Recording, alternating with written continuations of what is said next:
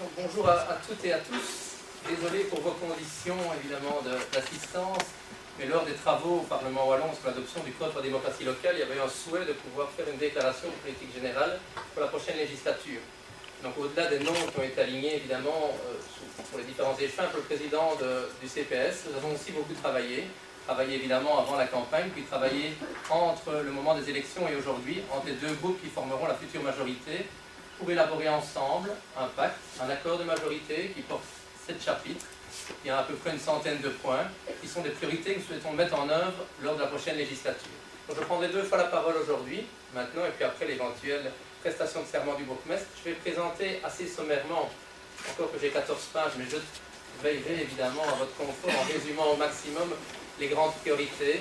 Et puis après, je prendrai la parole sur évidemment la méthode et sur les propositions, et j'imagine que l'opposition va répliquer par après. Je tiens tout d'abord à remercier vraiment chaleureusement M. Dumoulin pour avoir présidé la séance, pour être présent. Je m'associe évidemment, puisque lorsque j'ai prêté serment la première fois, en 1995, le 3 janvier, il présidait la séance. Et je tiens vraiment à le remercier d'avoir été présent aujourd'hui pour transmettre le témoin. Dans notre projet de pacte, nous voulions une commune durable qui fait la part belle à la citoyenneté, qui privilégie l'écoute, l'information et la transparence, qui permet l'adhésion de tous les citoyens des différents villages de l'entité à notre projet. Les options à prendre et les priorités auront une portée bien plus longue que notre législature. On sait évidemment que nous ne sommes pas éternels. Nous souhaitons évidemment réfléchir à l'impact pour les générations futures et pour ceux qui nous suivront. Je reviendrai par après sur les propositions que je ferai aux différents groupes démocratiques et on va donc présenter quelques axes. Premier point, les finances. Évidemment, le nerf de la guerre, sujet essentiel, on en parle beaucoup dans le village. Sans elle, impossible de réaliser les projets qui nous tiennent à cœur. Vous le savez toutes et tous, la situation financière d'Amer reste délicate, malgré les efforts qui ont été entrepris. Le résultat sont des emprunts qu'il faut encore rembourser durant 20 ans par les Amétois. Il est clair que ces remboursements vont limiter les moyens d'action pour les prochaines années.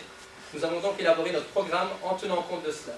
Nos projets devront être réalisables sans nouvel endettement. On a donc choisi des priorités. Celles-ci ont été claires dès le départ, les services pour tous les Amétois, des conditions de travail garanties pour le personnel communal et un meilleur environnement. Nous avons ensuite préféré les projets qui apportent une réelle amélioration tout en restant financièrement raisonnables afin d'éviter tout futur endettement. Nous avons aussi cherché des nouveaux moyens de financement et nous rechercherons d'ailleurs des partenariats avec le secteur privé pour permettre à Amé d'améliorer ses infrastructures sans augmenter sa dette.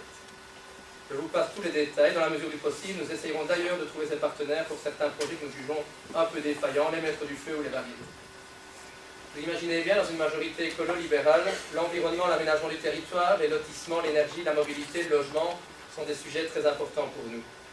Vous le savez, l'urbanisme et l'aménagement des territoires sont des matières complexes, mais essentielles, puisqu'il s'agit de l'utilisation et de la gestion d'un espace dont nous disposons pour vivre aujourd'hui et demain. Tous ces choix, toutes ces décisions en matière d'urbanisme et d'aménagement du territoire doivent être examinés comme des choix de société ayant des implications dans des domaines aussi variés que le développement économique, la mobilité, l'environnement, la culture ou les relations de voisinage. Vous le savez, dans notre commune, on en a beaucoup parlé, le pouvoir communal dispose d'une large autonomie en matière d'urbanisme et d'aménagement du territoire. Je salue le travail qui a été entamé et que nous voudrons poursuivre sur la révision du schéma de structure, du règlement communal d'urbanisme avec ses multiples implications dans le quotidien des citoyens et l'utilisation des différents outils que nous voudrons valoriser, comme la CCAT, comme une réflexion sur la mobilité globalement, et évidemment poursuivre le PCDN, le plan communal de développement de la nature, qui seront des dossiers très importants dès le début de la législature. On en a beaucoup parlé aussi, de nouveaux lotissements sortent actuellement de terre aux confins de la commune, dans des projets qui ont largement évolué avec la participation de tous. La future majorité souhaite maintenant donner la priorité à la rénovation et l'acquisition du bâti existant autour des noyaux d'habitat. Favoriser les économies d'énergie, l'utilisation parcimonieuse de notre territoire, protéger nos espaces verts et les zones naturelles dans une mixité qui fait l'attrait de notre commune.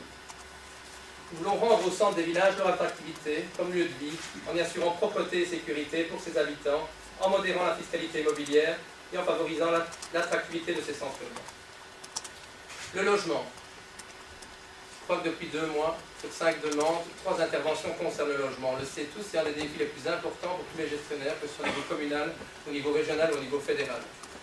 On doit évidemment pouvoir offrir du logement pour tous les revenus.